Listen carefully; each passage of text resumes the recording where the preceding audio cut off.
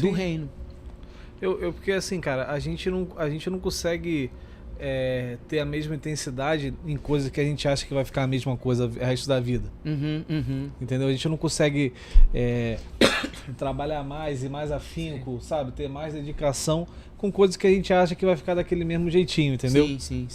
E eu acho importante a gente ter uma visão, não é empreendedora, cara, mas uma visão maior, sabe? Das coisas que a gente... Até mesmo das coisas que a gente faz pra Deus, entendeu? Sim. Uma visão de excelência. Em tudo, faça, uma vez eu aprendi isso, né? Em tudo, faça como se você estivesse adorando ao Senhor com excelência. Então eu me lembro, por exemplo, uma passagem da minha vida que eu entreguei uma planilha, aí o meu diretor olhou assim, né? Eu trabalhava numa grande empresa, eu era o gerente administrativo e financeiro, aí mostrei a planilha e ele olhou assim: você é cristão, né? Eu sou. Ele: isso é o melhor que você pode fazer? Eita.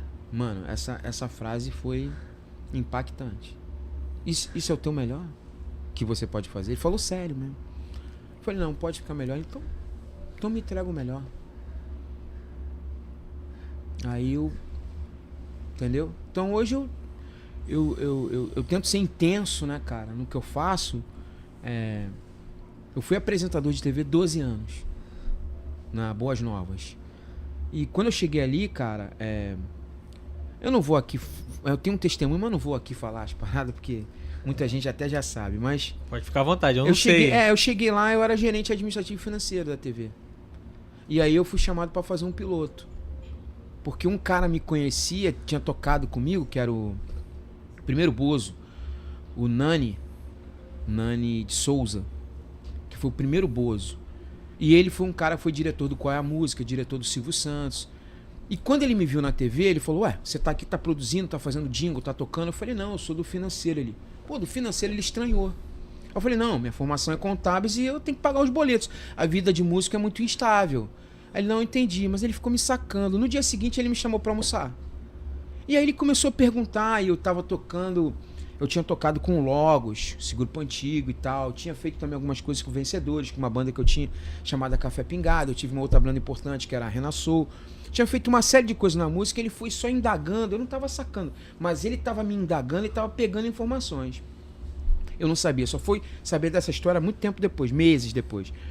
Aí um outro diretor me ligou no outro dia, eu atendi, tesouraria, Lincoln e tal. Ele falou: aqui quem tá falando é o diretor geral. Aí eu falei: não, beleza, fulano e tal. Aí ele falou: vem aqui na minha sala. Eu falei: não, teus caixas estão ok de produção. Achei que era assunto de produção. Ele falou: não, eu queria conversar com você. Mal sabia eu que o Nani vendeu pra ele que eu era um personagem. Falou: pô, o Lincoln é ruivo e tal, comunica bem, é um cara articulado e é um cara profundo conhecedor da música. O cara não sabia, ele me via como financeiro. Chegando lá, ele falou assim: é verdade que você entende de música? Cara, quando ele falou isso, é muito profundo essa parada, assim. Existem momentos na nossa vida que eles são divisores de águas, mas a gente não sabe que horas que vai chegar. É como se você estivesse numa estação, a vida é assim. É como se você estivesse numa estação de trem e vai passar o trem. Só que quando ele abre a porta, por exemplo, se você tiver sem bagagem, sem formação, sem desenvolvimento cultural, você faz uma viagem para a próxima estação somente. Mas se você vier com 2 malas pesadas de vida, de estudo, de sacrifício, de capacitação, quando tu entra nesse trem, mano, tu vai longe. Aquela pergunta do cara, hoje eu entendo. Na hora eu não entendi. Quando ele faz aquela pergunta, você entende? Pô, mano, eu me lembro minha vida inteira. Sacou? Dos ensaios, eu tive aula particular, eu estudei em conservatório. Tudo aquilo numa pergunta. Era uma pergunta. Eu falei assim: fulano, eu toquei com fulano, toquei com Beltrano, faço isso, faço aquilo outro, estudei. Quando o cara ouviu assim, ele... Não, então você vai gravar um piloto de um programa. E eu nunca tinha trabalhado com TV, cara. Aí eu peguei aquele desafio, fui pra casa, orei, falei com a minha família. E aí o Senhor falou assim: vai lá que tudo que você fez até agora é pra essa parada aí. Caraca. E cara, quando eu fui fazer o teste, é uma parada assim muito louca. Porque tinha uma diretora lá que já trabalhava há 20 anos em TV. E eu fiz o teste. Salve, salve, aqui é Lincoln Lira, música boa, você tá no lugar certo e tal. Igual eu fiz aqui a chamadinha, né? Sim. Os caras olharam assim, ela me abraçou, falou assim, você já trabalhou nisso? Eu falei, não. Eu falei, cara, eu nunca vi um cara assim. Eu nunca vi alguém que nunca trabalhou nisso ter a capacidade que você tem de comunicar. Aí eu falei assim, eu acho que eu passei muito tempo da minha vida sendo preparado para esse momento. Só que na pergunta do cara, eu não tinha essa noção. Sim. Mas eu tava me preparando sem saber. Era o radinho de pilha, era o tempo da igreja, de dedicação, a parada toda. E aí, cara, eu nem sei porque que eu entrei nesse assunto, mas a minha vida foi um divisor de águas, né? A TV foi um lance que foram 12 anos e eu fiquei conhecido no Brasil inteiro. Comecei a trabalhar com os grandes nomes da música gospel e tal. Aí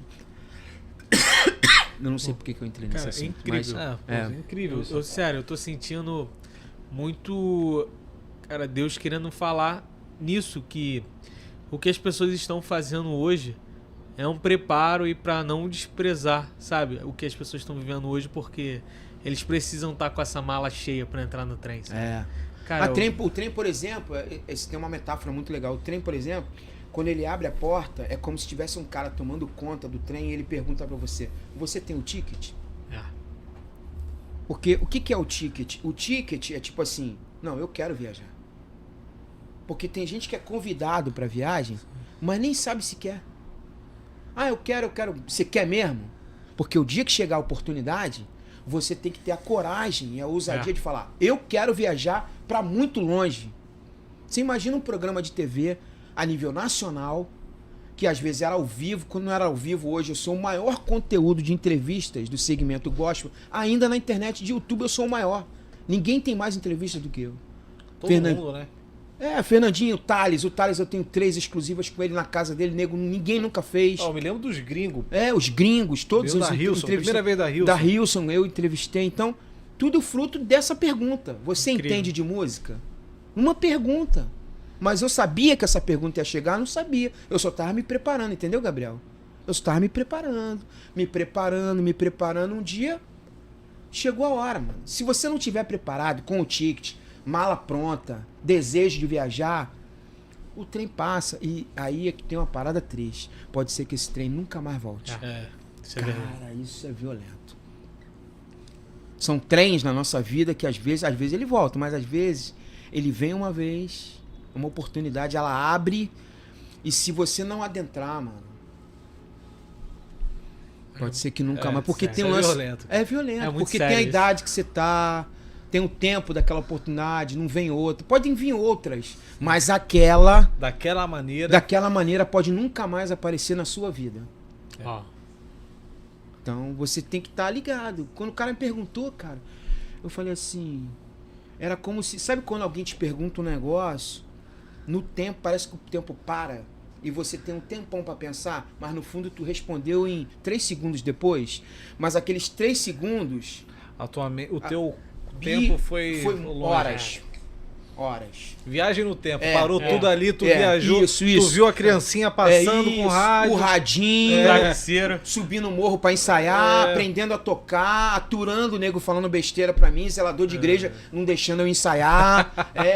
Sabe? 3 segundos. Caraca. 3 segundos. Falei, fulano, ele consolidou a entrada no trem. E aí, cara, foi isso que aconteceu. Isso foi uma parada, né? Incrível. Cara, é incrível isso. Incrível, incrível. Eu, uma vez, há um tempo atrás, eu ouvi sintetizando, né, cara? Tipo, Deus dá oportunidade. Sim. Mas você se prepara pra ela, né? Total.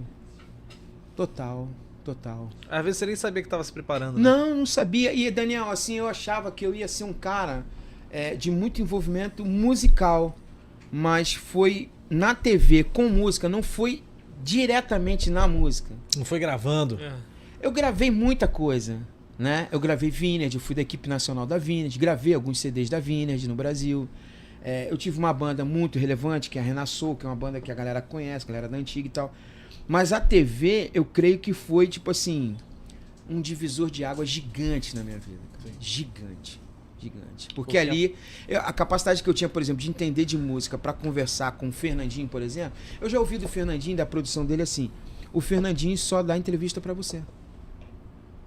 Mas não é uma escolha pessoal ao Lincoln é porque ele entendeu, no nível do conteúdo do que a gente conversa, que eu era preparado, mas ele não sabe por quê, mas eu sei. Tem a ver com esse papo que a gente está falando. Sim. Foram conhecer a vida de um músico, o que é um músico, o que é um músico de igreja, o que é um cara de ministério de louvor e adoração, o que é o comprometimento com esse envolvimento, o que é um púlpito, o que é uma vida consagrada ao Senhor na compreensão da profundidade da adoração. Tudo isso foi refletido na minha conversa com o Caio. Chega um jornalista lá que não viveu isso, ele não tem a capacidade que eu tenho de dialogar com o cara do nível do Fernandinho. Hoje mesmo, eu estava numa reunião hoje, especificamente, uma pessoa chegou e falou assim, ó, fulano falou a teu respeito. E falou que você é o único cara que pode roteirizar um conteúdo de uma personalidade dessa. Isso é fruto dessa história. Eu tô falando hoje, 2023. Eu tô falando de uma história que tem a ver com a minha infância, cara. É incrível, porque você tinha o dom e tinha a essência. Então, isso tudo se juntou e foi essa bomba. Sim. Porque muita gente tem a habilidade de comunicar, Sim. mas não tem essência. É tipo algo bonito, mas vazio. É. Então, tu era cheio, capacitado e pegou o ticket. Então, Sim, Deus fez o que fez. Entra aí, adentra. É. Incrível. É.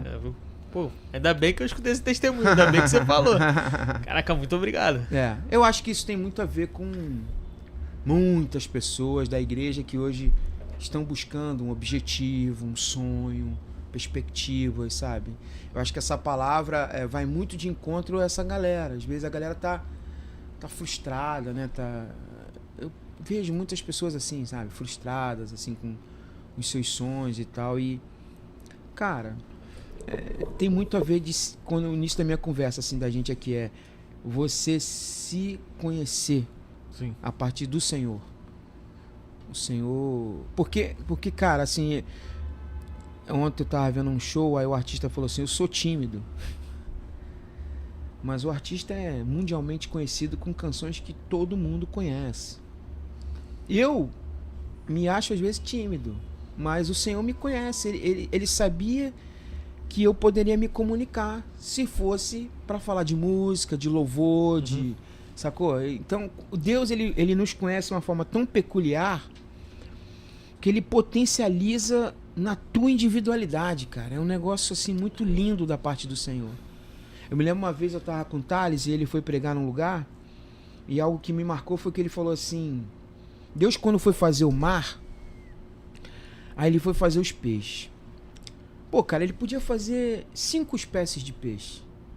Podia fazer o quê? Sei lá, tilápia, sardinha, curvina, badejo e... sei lá, salmão. Podia fazer 5. Não, cara. Deus, ele é tão maravilhoso no sentido da criação que ele fez, cara, uma diversidade de peixes quase que infinita. Tá escado o homem hoje descobrir um peixe, a gente não conhecia esse tipo de peixe, esse tipo de animal, porque Deus é criativo. E quando ele nos fez, espécie humana é assim também. Nós temos identidades e peculiaridades únicas. E isso na sociedade, na existência humana, cara, isso faz a diferença acerca de proclamar o Criador e o seu reino do jeito que cada um de nós foi criado. Eu ia até te perguntar uma parada. Se quando tu era criança, tava com um radinho assim, tinha algum pastor que era apresentador de televisão? Não. Entendeu o que eu tô... Entendi perfeitamente. Não, os caras que eu me inspirava, assim, no sentido subjetivo, no sentido inconsciente. Se a pergunta fosse mais específica, Daniel, você ia me perguntar, alguém te inspirou? Foi gente do secular. Mas eu não sabia que estava me inspirando. O que eu pergunto é, tipo assim, cara, porque você imaginaria que seria usado dessa forma? Não, de forma nenhuma. Mas teve uns caras, no decorrer da minha carreira na TV e da minha vida, assim, hoje eu citei esse cara. Tem um cara que é muito famoso, chamado Michael Sullivan.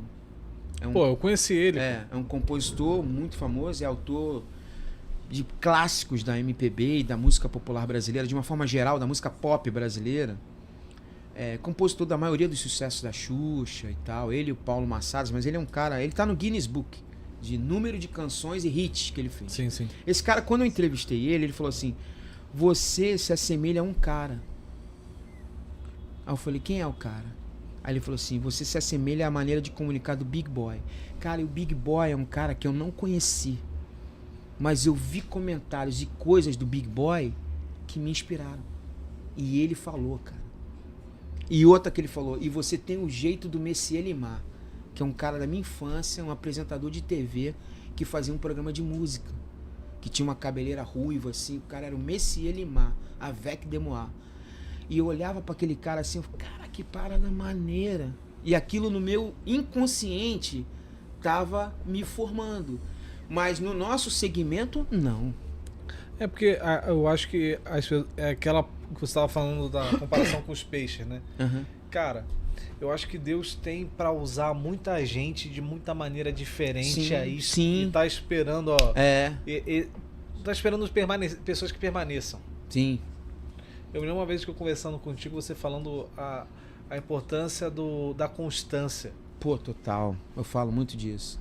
Perenidade. Perenidade. Perenidade. Agora dessa palavra. E foi uma palavra que me marcou muito, assim, porque com a perenidade você chegou num lugar, né, pelo seu testemunho, que talvez você nem conseguia contemplar. Não, né? não conseguia mesmo. Não mesmo, cara. Depois tem aquela história de uma coisa é você conquistar o lugar, outra coisa é sempre permanecer naquele lugar, né? Uma coisa foi conquistar o espaço da TV, ter um programa. Mas e ficar 12 anos no ar? Não é pra qualquer um. Não, você sabe, talvez você tenha noção, você conviveu lá comigo um pouco com seu pai e tal. Muita gente passou ali e foi embora. Sim. E eu fui ficando. E terminou porque a TV terminou. Eu fiquei do início da TV ao final da TV. E Deus falava: é por um tempo. Mas esse tempo foi todo o tempo. Porque eu me mantia perene, cara, sabe? Perene. É aquela constância. É foco e intensidade, sabe? Parada que tem uma coisa de disciplina, sabe? Sim. Um prazer nisso.